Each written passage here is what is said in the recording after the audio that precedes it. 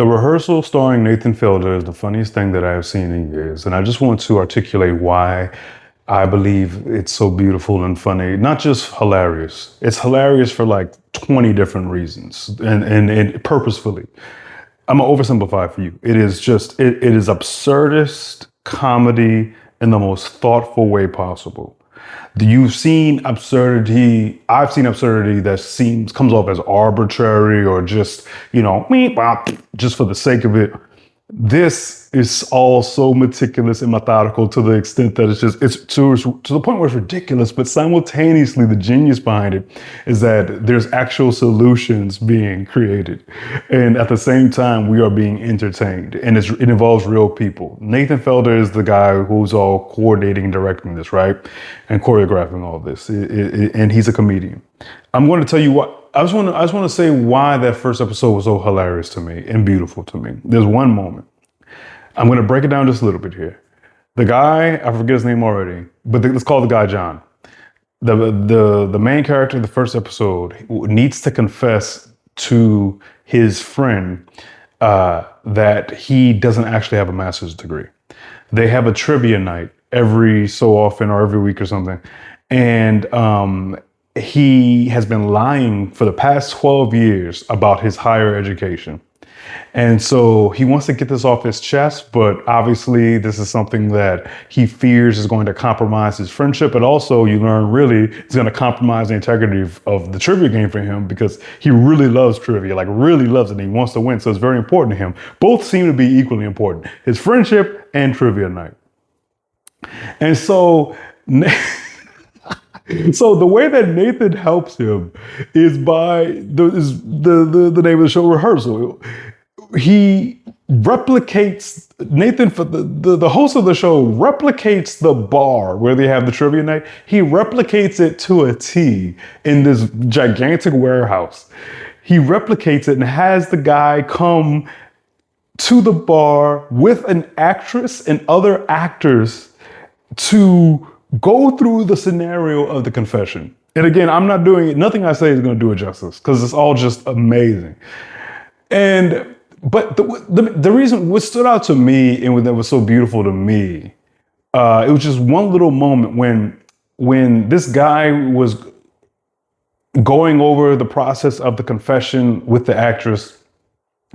The first time he did so,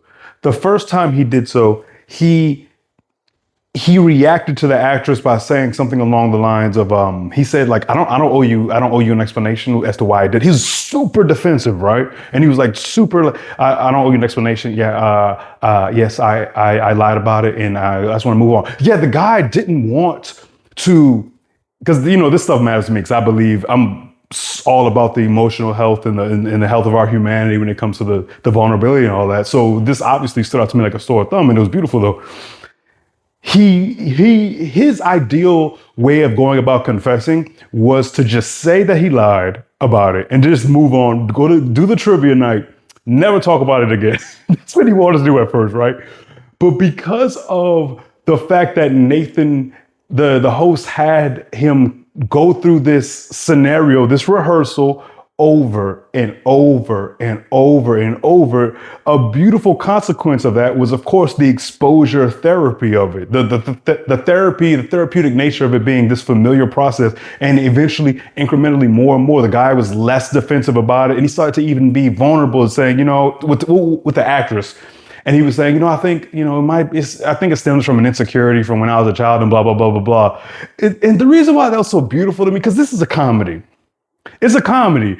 And it's a comedy that also has this intention of getting to the heart of something, right? But that doesn't always necessarily just because it's getting to the heart of something doesn't necessarily just make me go, oh, because sometimes it's kind of like getting to the heart of something, but it's still kind of like, yeah, it's a bit underwhelming. But this was just so beautiful because it was it really is, because it goes to an aspect of what I believe. people believe that some people can't change, and what I always say is it's not so much that a person can't change, it's more so about the probability as to whether or not they'll change. And the probability has to do with the conditions. The probability has to do with the possibilities, and the possibility that they won't change is likely due to something exactly like this. What scenario are they going? Is a scenario going to occur which gives them quote unquote permission, which gives them the ability to engage in the exercise that will make them change? Yes, I will agree with you that, hey, somebody shouldn't have to go there. You shouldn't need, a person shouldn't need some elaborate, process, a replication of a bar in a home and all this stuff and lights and everything and pressure to change. But that's just the fact that some people need more specificity with regards to what's going to trigger and activate and inspire them to change. And I'm not saying, and I believe that we should change with as little as possible. I'm a big fan of, you should be able to change just from sitting in the silence of your room with your thoughts and being honest about, like, ideally, you can just have the conversation in your head, which is something that I do and many other people do, and then have it with the person, and the chips fall with where they may. But what's beautiful is I really wish something of this nature was provided to people. And I know that people have therapy and everything, but if there really was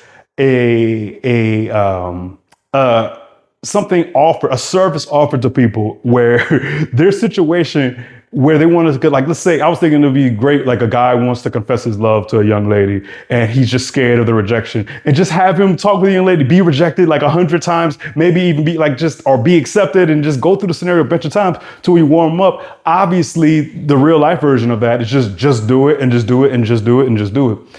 My point is that this guy, he was quite the character, and he was quite, you could tell that he was a bit one of those individuals who, he's an eccentric individual, and you could tell that he really did not want to bare his soul. And what's so hilarious about the show, and this is really one reason why I made this video, is that it worked. Eventually, spoiler alert, obviously at the end, he tells his friend, and I'm skipping over so much hilarity. He tells his friend about the fact that he lied about his degree. And just like in real life, it didn't go quite as perfectly as the most ideal scenario in the rehearsal process, but he still did it, and she reacted pleasantly, all things considered. And there's just so many other elements here, man. I'm just gonna go ahead and say what's cracking me up. He's at this trivia game, right? It's a trivia game, and so earlier in the show, the dude is telling the host, he's like, yeah, the confession thing is important and everything, but I gotta win the trivia night. I gotta win. So what Nathan Felder says, okay, this trivia basically matters just as much as the confession to this guy. So, but I need him. And when he doesn't, and I don't want this all to be thrown off because he doesn't get the answers right on the trivia. So he rigs the trivia game. But if you don't understand why this is so funny, then don't watch it. But this is the aspect why this is so funny. So he doesn't just rig the trivia game in a basic way. He rigs the trivia game by knowing the answers beforehand, the host knowing the answers beforehand with the guy who does the trivia game, who does it in the bar, who hosts it. And then through the process of subconscious intervention, of subconscious exposure, tries to get this guy's familiarity with the answers. So for instance, like the tallest building in the world is the something, I already forgot the name of it. Let's say the tallest building in the world is named X, right? The host is walking with the guy, and he has an actor be near this construction building. And then the host, Nathan Felder, goes to the actor. It's like, wow, this building is like the tallest building in the world. And then the actor's like, no, the tallest building in the world is actually blah, blah, blah, blah, blah. And so the guy who's doing the confessing has no idea what's happening, and so he's supposed to just absorb this information. Like he talks to her. They walk by a cop, and the cop is an actor, and the host talks to the cop, and there's just like some kind of small talk, and then the cop says, "Oh man, I rue the day that the Chinese ever invented gunpowder." He said, "Oh man, I hate the fact that I wish the Chinese never invented gunpowder," or something like that, right? Because one of the questions in the trivia game is what country or what people invented gunpowder. And so that is so fudging, that is so funny that I can't believe it. Because he's so serious. That's why. The reason why it's so hilarious, because the host, Nathan Fielder, and obviously he has a previous show called Nathan For You, which is one of the most funny things I've ever seen as well. But I just had nothing, I just didn't know anything about this show. Like I really didn't. And because I don't watch anything, because nothing impresses me. What makes it so hilarious is not just how thoughtful it is, thoughtful in the context of absurd. He's so sincere. He's so sincere, and he never breaks from the sincerity. Man, I can't just and it set the standard high, because I watched episode 2, and the episode 2 kind of runs into like 3 episodes, I guess, and that's all where I'm at right now, and it's still funny, but it's that first episode. The first episode could be its own. I might watch it like 100 more times eventually. It could be a standalone award-winning, just little short movie. It's like a 44-minute episode. It was so funny.